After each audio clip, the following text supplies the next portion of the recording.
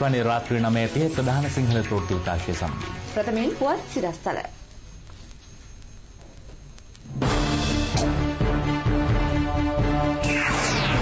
අද මධ්‍යම රාත්‍රියේ සිට සහල් සඳහා පාලන මිලක් පොල් මිලත් පහත වැටෙන ලකුණු. ජනතා සහන සැලසීම සඳහා ජීවන වියදම් පිළිබඳ අමාත්‍ය මණ්ඩල අනුකමිටුවක්. අමාත්‍යාංශ 9ක වැශීර්ෂ අද පාර්ලිමේන්තුවේදී සම්මත කෙරේ.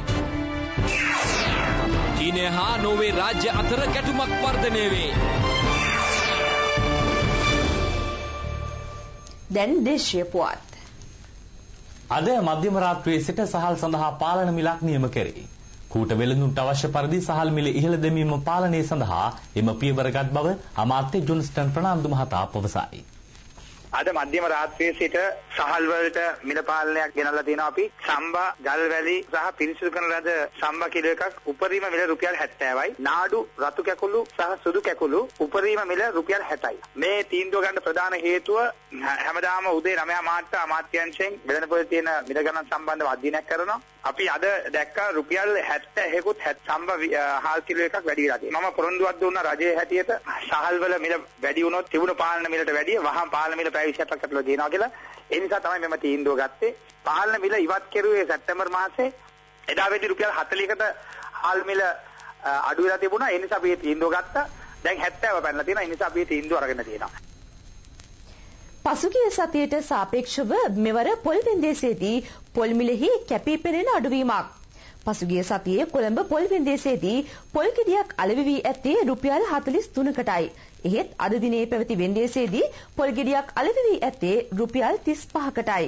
මෙමකින් ඉදිරියේදී පොල් මිලෙහි අඩුවීමක් අපේක්ෂා කරන බව පොල් සංවර්ධන අධිකාරිය සභාපති සුදත් හඳුන්ගේ මහතා පවසයි. අද දින පොල් සංවර්ධන අධිකාරියේ කොළඹ ආදිපාදයේ විදියේ පැවති පොල් වෙන්දේසියේදී පොල් 1000ක් රුපියල් 35000 දක්වා තමයි අලෙවිලා තියෙන වැඩිම මිල.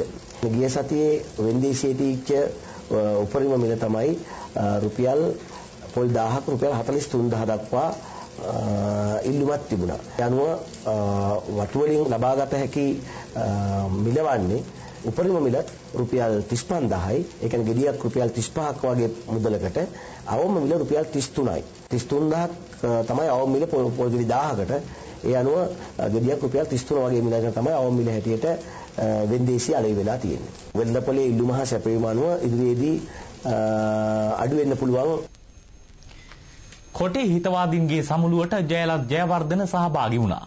අපි දෙදෙනා මෙවැනි සාකච්ඡාවලට සහභාගී වන්නේ දීර්ඝ කාලයක සිටයි. ආචාර්ය වික්‍රම බාහු කරුණාරත්න හෙළි කරයි.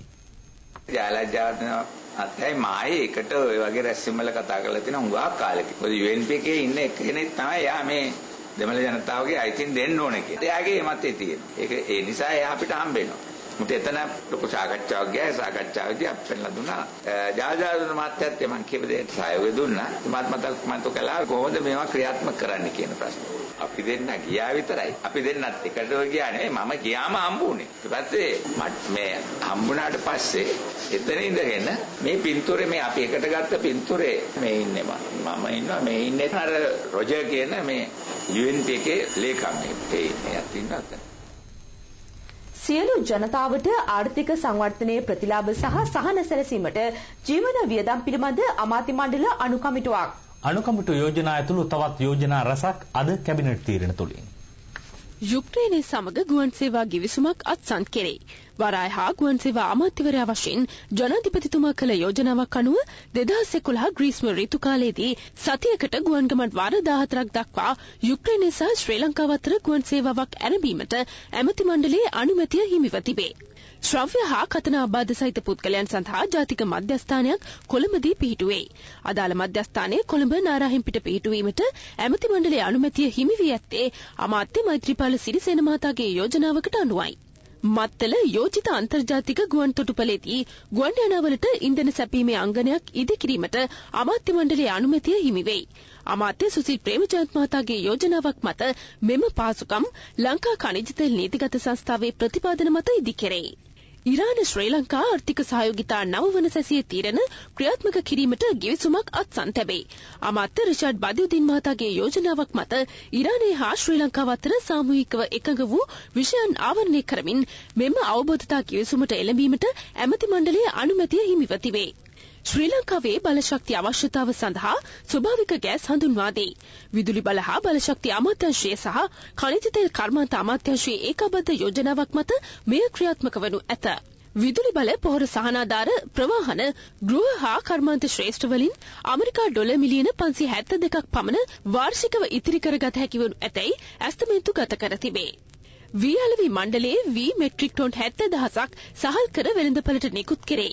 අමාත්‍ය ජොන්ස්ටන් ප්‍රනාන්දු මහතාගේ යෝජනාවක් මත මෙම සහල් ලක්සතොස සිල්ලර වෙළඳසැල් සහ දිවයිනපුරා පිහිටි සමුපකාර ශාඛා වෙත නිකුත් කෙරේ. වවුනියාව දිසාමහ රෝහලට ඇඳන් 200ක් සහිත වාට්ටු සංකීර්ණයක් ඉදිකිරීමට ඇමති මණ්ඩලයේ අනුමැතිය හිමි වෙයි. මෙය අමාත්‍ය මෛත්‍රීපාල සිරිසේන මහතාගේ යෝජනාවකි.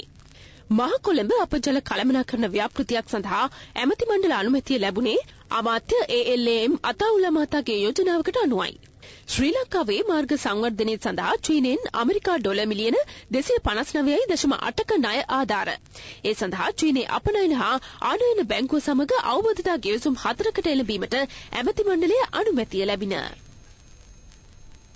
අමාත්‍යාංශ 9ක වැය ශීර්ෂ අද පාර්ලිමේන්තුවේදී සම්මත කෙරිනා. අද දිනේද මැති ඇමතිවරු කිහිප දෙනෙක් විවාදයට එක් වූහ. ක්ෂේත්‍රයේ සිලෙස ඉදිකිරීම සඳහා වූ අවශ්‍ය මානව සම්පත් සොයා ගැනීමට අපි බලාපොරොත්තු වෙනවා. විශේෂයෙන්ම උගත් උපාධිධාරීන්ගෙන් මහවැලි අධිකාරියට වැඩි ප්‍රමාණයක් උපාධිධාරීන් බදවාගෙන අපේ මහවැලි අධිකාරියේ දෙවැනි පරම්පරාව හැටියට අනිත් අය විශ්‍රාම යනකොට හොඳ තරුණ පරම්පරාවක් උගත් පරම්පරාවක් මහවැලිය තුලට ගැනීමේ සුවිශේෂී වැඩපිළිවෙලක් ක්‍රියාත්මක කරනවා. ඒ වගේම මහවැලි කලාපය තුල අලුතෙන් ගොවි පොළවල් ඇති කිරීම, විසිතුරු මසුන් ඇති කිරීම හා එවැනි ව්‍යාපෘති තුලින් විදේශ විනිමය සපයා ගැනීම ඇතුළු වැඩ කටයුතු රාශියක් අපි සැලසුම් කරලා තියෙනවා දැනට ක්‍රියාත්මක. ජාතික ජල සම්පාදන මණ්ඩලය අමාත්‍යාංශය අඳුනාගෙන තිබෙනවා. පතේ යවන වතුර ප්‍රමාණයක් පවතිනවා. කොළඹ හා තදාසන්න ප්‍රදේශවල මේ 51% පමණ වී තිබෙනවා. විවිධ පාරිභෝගිකයන් වතුර නොගවෙන පිරිසක් බවට පත්වලා අපි අඳුනාගෙන තිබෙනවා. රුපියල් බිලියන 2.7ක් පමණ මෙයින් පාඩු විඳිනවා. මේට දැන් සක්‍රීයව මැදිහත් වෙන ඉලක්කයක් සාදාගෙන ආදායම නොලබන ජලය වේගයෙන් අඩු කර ගැනීම සඳහා වූ වැඩසටහනක් සංවිධානය කරලා තිබෙනවා. හදිසි වැටලීම් කණ්ඩායම පසුගිය මාස 3 තුල විශාල ප්‍රමාණයක් හදිසි වැටලීම් කළා. ප්‍රධාන නල මාර්ගයෙන් කෙලින්ම වතුර අරන් තියනවා කිසිම කෙනෙකුගේ මීටරයකට අහු නොවෙන්න. මණ්ඩලය එකඟ වෙලා තියෙනවා මේ නීතිය තව තද කරන්න. මුළු රට පුරාම ගෝයන් සේවා මධ්‍යස්ථාන 550ක් පමණ තියෙනවා. අපි මේ 600 දක්වා උතුරු නැගෙනහිරත් එක්ක වැඩි කරන්න බලාපොරොත්තු වෙනවා. සුළු වාරි මාර්ග 40000ක් පමණ පාලනය වෙනවා ගෝජන සේවා දෙපාර්තමේන්තුවෙන්. අවුරුදු 3 තුල සුළු වාරි මාර්ග 25000ක් පමණ සම්පූර්ණයෙන්ම අලුත් වැඩියා කරන්න මූලික මුදලක් හැටියට මිලියන 900ක් මේ අයවැයෙන් වැඩි වෙන් කරලා දීලා තියෙනවා. මේ අලිමිනිස් ගැටුම නවත්වන්න අලින්ගෙන් වගාහානි වෙන ඒ තත්ත්වය වළක්වන්න 3000ක් සිවිල් ආරක්ෂක බටයන් වනජීවි දෙපාර්තමේන්තුව යටතේ පුහුණු කරලා මේ අලිමිනිස් ගැටුම පවතින ප්‍රදේශවල වගා ආරක්ෂාව සහ අලින්ගේ ආරක්ෂාව යොදවන්න කියලා අපි 2011 ජනවාරි මාසයේ ඉඳන් ඒ කටයුතු කරන්න බලාපොරොත්තු වෙනවා. මාගම්පුර මහින්ද රාජපක්ෂ ජාත්‍යන්තර වරාය රටට ලැබුණු මහ මුදායාදයක්. නියෝජ්‍ය මාත්‍ය රෝහිත අබේගුණවර්ධන මහතා පවසයි. අද මේ වරාය අති සාර්ථක වරායක් බවට පරිවර්තනය වෙනවා. කොළඹ වරායට තියෙන තදබදය අවම කරගෙන දකුණට ඒ ප්‍රදේශවලට ගේන බඩු බාහිර ගේමේ පහසුවක් විශේෂයෙන් ගොඩබිම මාර්ගයෙන් පාවිච්චි කරන මාර්ගයට වැඩිය මේ වරාය පාවිච්චි කරගෙන අපිට තාම ශක්තිමත් විදිහට රටේ ආර්ථිකයට නව ජවයක් හැටියටයි මාගම්පුර වරායේ වැඩ කටයුතු ටික මේ විදිහට සිද්ධ වෙන්නේ. අතිගරු ජනාධිපතිතුමාගේ උපදේශ පරිදි මෙම වරායේ වැඩ කටයුතු ඉතාම හොඳින් ඉදිරියට අරගෙන යනවා. වරායේ භාණ්ඩ ගොඩබැමේ කටයුතු නිරීක්ෂණය කිරීමේ චාරිකාවකට එක්වෙමින් අමාත්‍යවරයා මේ බව කියා සිටියේය. ටැන්සානියාවට අයත් ස්වප්ති නෞකාව මේ දිනවල වරායේ නැංගුරම්ලා තිබේ. සෞදි අරාබියේ සිට තවත් නෞකාවක් හෙට දිනේ වරාය වෙත පැමිණීමටද නියමිතයි. පොහොර තොගයක් මෙම නෞකාවෙන් රැගෙනු ඇත. ඉරානකින් අනතුරු තවත් ප්‍රවෘත්ති සමගින් හමු.